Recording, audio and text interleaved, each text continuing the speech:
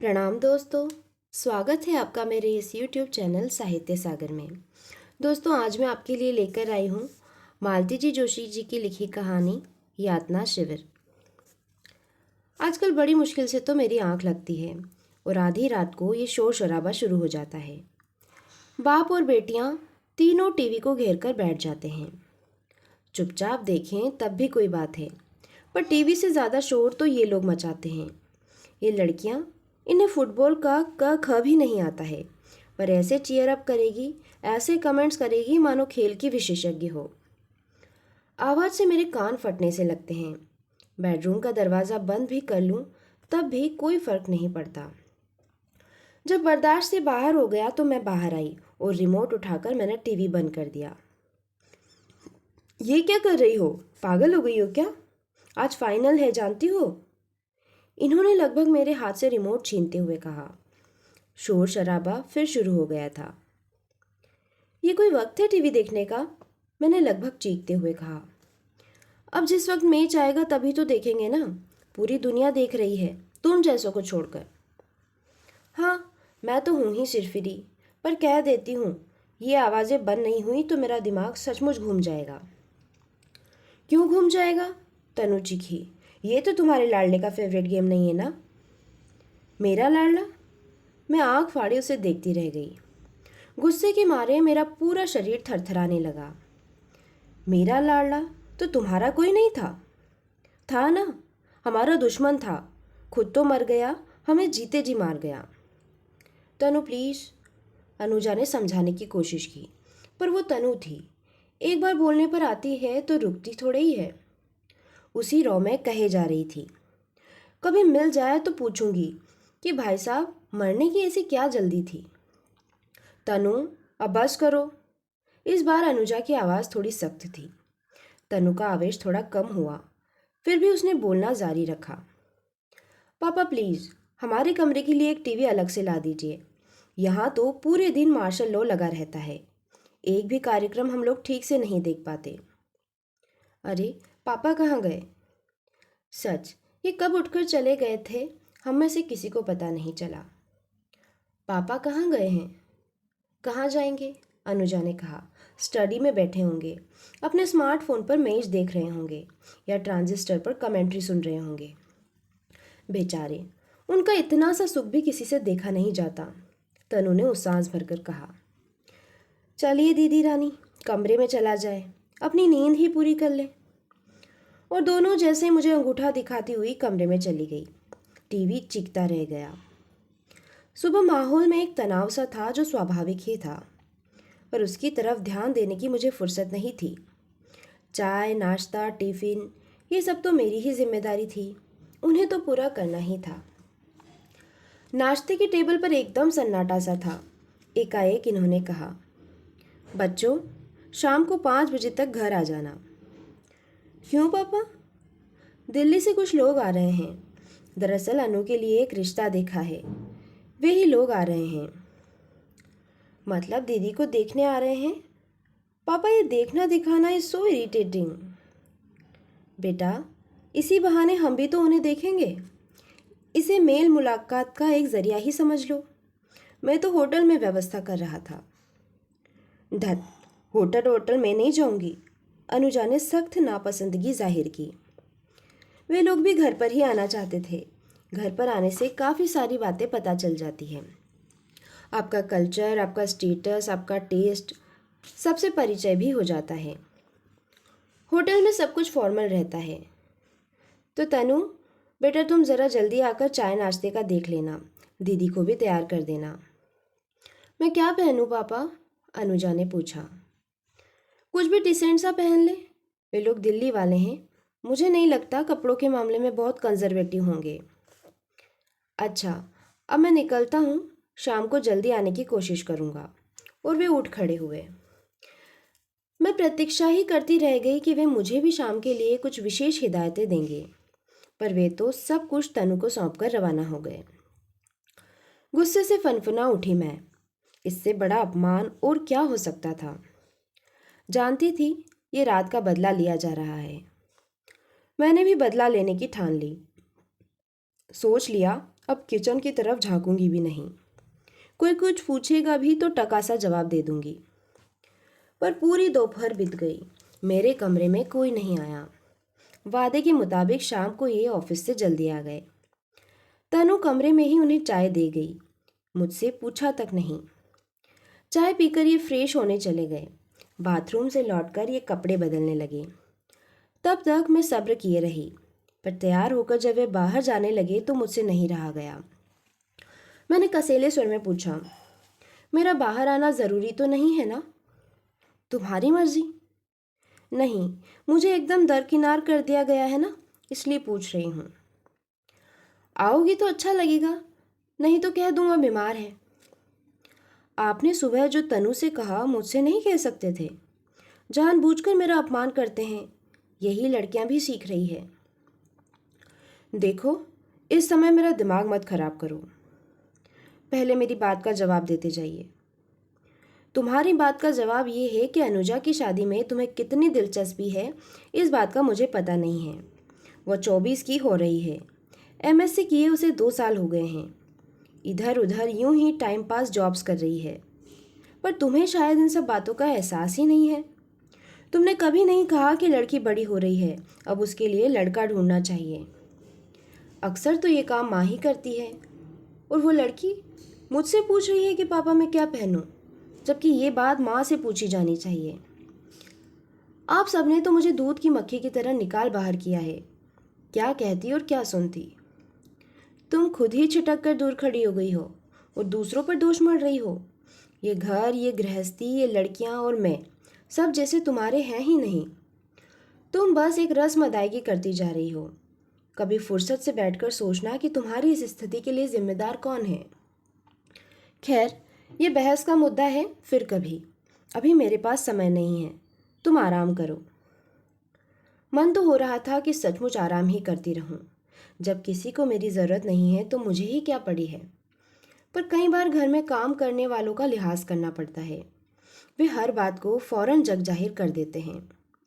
हमारी महरी ने तो अपने 4-5 बंगलों में बात फैला ही दी है कि जवान बेटे की मौत के बाद से 25 नंबर वाली मैडम थोड़ी सी खिसक गई है। वे लोग अब मुझे विचित्र नज़रों से देखते हैं। उन नज़रों में सिर्फ सहानुभूति नहीं होती, कौतूहल भी होता है। जब अपने घर में ही इस तरह की उपेक्षा मिल रही है तो बाहर वालों से क्या उपेक्षा की जा सकती है। मेरा दुख सिर्फ मेरा बनकर रह गया है, औरों को उससे कुछ लेना देना नहीं है। ठीक 7 बजे तैयार होकर जब मैं बाहर आई तो तीनों मुझे देखते ही रह गए। मुझे भी लगा कि जोश में आकर मैंने कुछ ज़्यादा ही साज श्रृंगार कर लिया है। मेरे सामने अनु इतनी सौम्य लग रही थी और सुंदर भी। मुझे देखकर तनु ने मुंह बिचका दिया। ये कुछ कहने को हुए, फिर चुप हो गए। आजकल मुझसे कुछ भी कहते हुए ये डरने लगे हैं। न चाहते हुए भी मैं एकदम आपा खो बैठती हूँ। एक बार मन किया कि कपड़े बदल लूँ, पर अब समय नहीं था। वे लोग किसी भी समय आ सकते थे। और लो, घंटी बज ही गई। जब सब लोग अपना स्थान ग्रहण कर चुके तो परिचय का दौर चला। तनु ने पहले ही ऐलान कर दिया था कि दीदी चाय वाय लेकर नहीं आएगी, वो काम मैं और गोपाल करेंगे। दीदी ठाठ से आपके साथ बैठेगी। सो अनुजा हम लोगों के साथ ही बैठी थी, बड़ी सुंदर लग रही थी। बातचीत के प्रारंभिक दौर के बाद मेहमानों को नाश्ते के लिए आमंत्रित किया गया। मैंने देखा कि मेरी मदद के बिना भी तनु ने काफ़ी लंबा चौड़ा इंतज़ाम कर लिया था। डाइनिंग टेबल डोंगों से खचाखच भर गई थी। जैसे ही पहला डोंगा खुला मेरा तो खून ही जम गया। समोसे? पिछले 4 साल से इस घर में समोसे नहीं बने थे, न बाहर से आए थे। समझ गई कि तनु की कारस्तानी है, उसने जानबूझकर ये किया है। आज तो इसकी खबर लेनी पड़ेगी। लड़की हद से ज़्यादा गुस्ताख होती जा रही है। सॉरी आंटी, तनु ने सफाई देते हुए कहा। मम्मी बीमार है इसलिए नाश्ता बाजार से ही मंगवाना पड़ा। मैंने आज दीदी को किचन में पाँव ही नहीं रखने दिया, और मैं तो इस मामले में एकदम कोरी हूँ। सबने एक बार फिर गौर से सजी धजी बीमार मम्मी को देखा। संकोच से मैं गड़ ही गई। मैं राह देखती रह गई कि कब ये लोग जाए और कब मैं तनु को आड़े हाथों लूँ, पर मौका ही नहीं मिला। वे लोग बड़ी लंबी पारी खेले। फिर माँ बाप तो उठकर चले गए, दोनों बेटों को यहीं छोड़ गए। बच्चों की बातें थी कि खत्म ही नहीं हो रही थी। उन लोगों को थोड़ी स्वतंत्रता देने के लिए ये उठकर स्टडी में चले गए। फिर मेरा वहाँ बैठना अप्रासंगिक लगने लगा। मैं कमरे में चली आई। 5-6 दिन बाद की बात है। उस रात खाने की मेज़ पर इन्होंने एकाएक कहा, अनु बेटे, कॉन्ग्रेचुलेशंस, तुमने दिल्ली फतह कर ली है। मतलब? अनुजा का अगला प्रश्न था। मतलब उनकी यहाँ से हाँ आ गई है ना पापा? तनु किलक उठी और उसने उठकर दीदी को गले लगा लिया। हाँ बेटा, उनकी यहाँ से हाँ आ गई है। अनु, अब तुम अपनी भी राय बता दो ताकि सगाई की तारीख तय की जा सके। दीदी की राय अलग से पूछने की क्या ज़रूरत है पापा? ज़रा उनका चेहरा तो देखिए। सचमुच अनुजा का चेहरा एकदम सिंदूरी हो गया था। हाँ, एक बात और, रमाशंकर जी ने कहलवाया है कि अगर ऐतराज़ न हो तो वे दोनों डोलियां एक साथ ले जा सकते हैं। आप भी फ्री, हम भी फ्री। दत्त, मैं उस बांगड़ू से शादी नहीं करूँगी। तनु चिढ़ी। ये बांगड़ू मत कहना, इंजीनियर है वो, अगले साल यूएसए जाएगा अगली पढ़ाई के लिए। देखा पापा, अभी सगाई भी नहीं हुई और उन लोगों की वकालत शुरू हो गई है। वो इंजीनियर या जो भी हो, मैं उससे शादी नहीं करूँगी। बड़ी मुश्किल से तो तुमसे छुटकारा मिल रहा है। तुम्हारे देवर से शादी कर लूँगी तो वहाँ जेठानी बनकर मुझ पर रोब झाड़ोगी, बेचारी मैं। ओके ओके, लड़ो मत। वैसे मैंने उनसे कह दिया है कि छुटकी हमारी मेडिकल स्टूडेंट है, वो डॉक्टर दूल्हा ही चाहेगी। ये ठीक किया पापा। और पापा, दीदी की शादी के बाद मैं हॉस्टल शिफ्ट कर जाऊंगी। फाइनल है मेरा। टाइम बे टाइम वार्ड ड्यूटीज़ लगती हैं। घर से जाना बड़ा मुश्किल हो जाएगा। पढ़ाई की दृष्टि से भी ठीक रहता है। फाइनल में करीब सभी स्टूडेंट चले जाते हैं। मतलब दीदी ससुराल चल जाएगी और तुम हॉस्टल चली जाओगी? मुझ गरीब को इस यातना शिविर में अकेला छोड़ दोगी? ऐसा मत करो भाई, हैव मर्सी ऑन मी। यातना शिविर, इस शब्द को सुनते ही लड़कियों ने जिन नज़रों से मुझे देखा था वो असहनीय थी। कमरे में आने के बाद भी लग रहा था जैसे वे नज़रें मेरा पीछा कर रही हो। ये काफ़ी देर तक बाहर बच्चों के साथ हंसी मजाक करते रहे। कमरे में आए तब 11 बज चुके थे। उन्हें लगा होगा मैं सो गई हूँ, इसलिए चुपचाप आकर लेट गए। पर मैं तो भरी बैठी थी, कब से प्रतीक्षा कर रही थी। सुनिए, मैंने कहा। बोलो, उन्होंने उनींदी आवाज़ में कहा। आज एक बात का फैसला हो जाना चाहिए। अब आधी रात को कौन सा केस लेकर बैठ गई तुम? सो जाओ, सुबह देखेंगे। नहीं, इस बात का फैसला आज और अभी होना चाहिए। हाँ बोलो, कहते हुए ये उठ बैठे। आज मैं ये जानना चाहती हूँ कि इस घर में मेरी हैसियत क्या है। मतलब मैं इस घर की एक अवैतनिक नौकरानी हूँ या साफ साफ कहो भाई, आधी रात को बेमतलब का बखेड़ा ले बैठी हो। लड़के वालों की तरफ से हाँ आई थी, ये बात पहले मुझे नहीं बताई जा सकती थी। तुमने पूछा था? मैं चुप रह गई। क्या बोलती? वे ही बोले, उन लोगों को हमारे यहाँ आए इतने दिन हो गए, तुमने एक बार भी जाना नहीं चाहा कि उनका क्या जवाब आया। तुमने ये भी नहीं पूछा कि लड़का क्या करता है, उसके पिताजी क्या हैं। मेरे ख्याल से तुम्हें तो लड़के का नाम भी मालूम नहीं होगा। तुमने तो कभी कोई इंटरेस्ट दिखाया ही नहीं। तुम्हें कोई कुछ क्या बताए?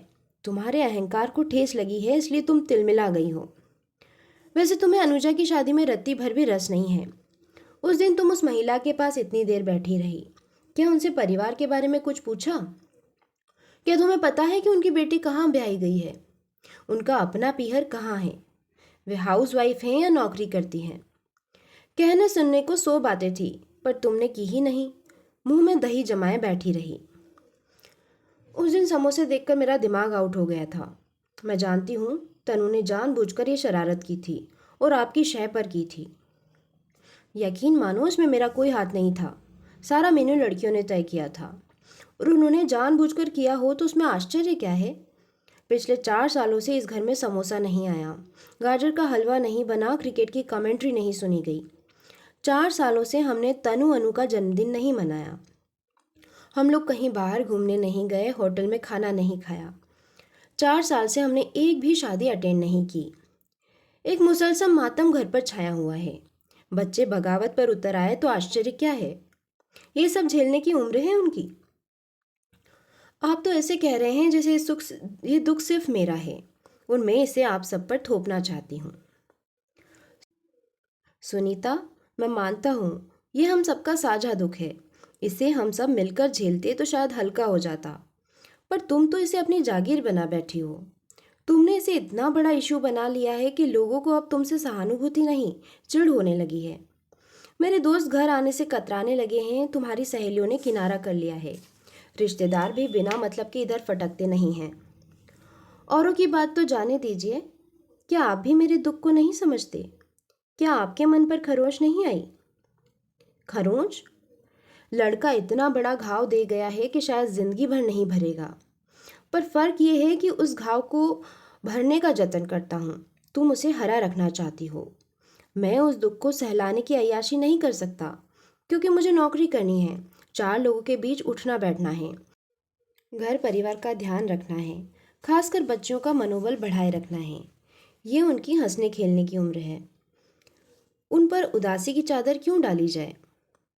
सुनीता, हम मरने वाले के साथ मर तो नहीं सकते। जिंदगी अगर बाकी है तो जीना ही पड़ता है। तो फिर उसे सलीके से जीने में क्या हर्ज है? कल को ये लड़कियां ससुराल चली जाएगी तो अपने साथ कुछ अच्छी यादें तो लेकर जाए। अभी तनु कह रही थी कि दीदी की शादी के बाद हॉस्टल चली जाएगी। मैं सोचता हूँ यही ठीक रहेगा। यहाँ तो उसका दम घुट जाएगा। और आपके लिए भी तो ये घर यातना शिविर है। इसे छोड़ना नहीं चाहेंगे? मैं तो यहाँ रहने के लिए अभिशप्त हूँ। तुमने तो दीन दुनिया छोड़ दी है, पर मैं तो ऐसा नहीं कर सकता ना। और कल को लड़कियां पीछे मुड़कर देखना चाहे तो उनकी नज़रों में एक घर तो होना चाहिए ना। पता नहीं क्या हुआ, अचानक मैं फफक कर रो पड़ी। अब क्या हो गया भाई?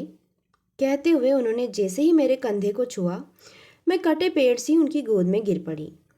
रुलाई के वेग से मेरा पूरा शरीर हिल रहा था और ये मेरी पीठ पर, बालों पर चुपचाप हाथ फेर रहे थे। उनकी ये मौन सांत्वना बड़ी अच्छी लग रही थी। जब जी भरकर रो चुकी तो मैं उठ बैठी। रूंधे गले से मैंने कहा, तो अब अनु भी हमें छोड़कर चली जाएगी? हाँ, और कुछ दिनों बाद तनु भी। ये सृष्टि का नियम है सुनीता। बच्चे किसी के पास नहीं रहते, पंख निकलते ही उड़ जाते हैं। वैसे आज तुम अनु के लिए रोई, बहुत अच्छा लगा। मैं तो समझ रहा था कि तुम्हारी सारी संवेदनाएं मर चुकी है। इतने दिनों से मैं यह उपेक्षा का नाटक इसलिए खेल रहा था कि पता तो चले कि तुम एकदम पत्थर हो गई हो या तुम में अब भी कुछ स्पंदन, कुछ धुकधुकी बाकी है। मेरी परीक्षा ले रहे थे? हाँ, और तुम उसमें पास हो गई हो। अब बस एक काम करना, जितने दिन बिटिया घर में है उसे खूब लाड़ दुलार देना, ताकि यहाँ से जाते समय उसके आंचल में अच्छी सी प्यारी सी स्मृतियाँ हों। मैंने बच्चों पर बहुत अन्याय किया है ना। क्या पता वे लोग मुझे क्षमा भी कर पाएंगे कि नहीं। एक बार उन्हें अंक में भर कर तो देखो, सारे गिले शिकवे पल भर में दूर हो जाएंगे। और उन्होंने मुझे अंक में भर लिया। कितने दिनों बाद मैंने इनकी स्पर्श में पहले किसी ऊष्मा महसूस की थी। दोस्तों, कहानी यहीं समाप्त होती है। कहानी आपको कैसी लगी मुझे कमेंट बॉक्स में लिखकर ज़रूर बताइए। दोस्तों, मेरे द्वारा सुनाई गई कहानियाँ अगर आपको अच्छी लगती है तो प्लीज़ मेरे चैनल को सब्सक्राइब कीजिए और अपने दोस्तों तथा परिचितों में शेयर भी कीजिए। आपका बहुत बहुत धन्यवाद।